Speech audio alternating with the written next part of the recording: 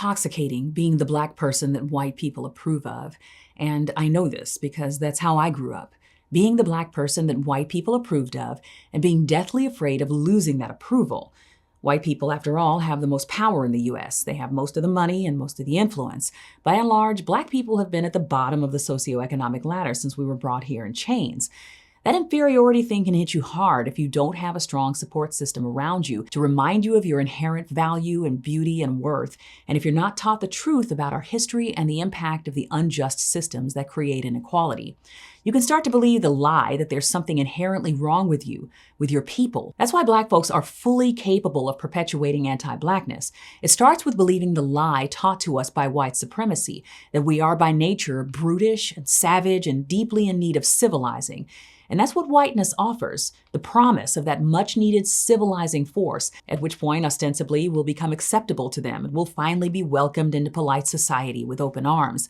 This oftentimes is at the root of black conservatism, and I'll admit it can be deeply angering to witness, although I was raised around a lot of black conservatives.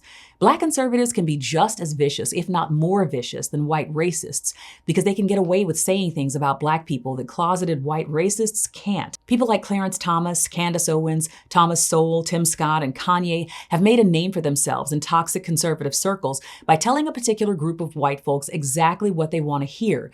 That systemic racism is a myth, that black people whose free labor fueled the economy for hundreds of years are essentially lazy and just want handouts, and that we need a return to the good old days where black people didn't complain so much. And this strategy, by and large, has worked for them. They get to experience the intoxication of white approval while being treated to yacht trips by well-connected billionaires and earning copious amounts of money by parroting white supremacist talking points. I mean, what's the downside? A certain segment of white America will always need black mouthpieces to say what they would sound racist for saying. It's lifelong job security. There have always been black conservatives, to be sure, but this new breed seems to exist solely for the purpose of downplaying the effects of racism on behalf of their conservative overlords. It's a dirty business whose primary purpose is to create a counter-narrative to a growing racial awareness and to provide cut-and-paste talking points to internet trolls, or maybe just your totally not racist uncle. Black folks peddling white supremacy to win white approval will always be big business, as long as those in power have something to gain from it. That's why it's important to remember that just because a black person said it doesn't mean it's not anti-black. Stay woke.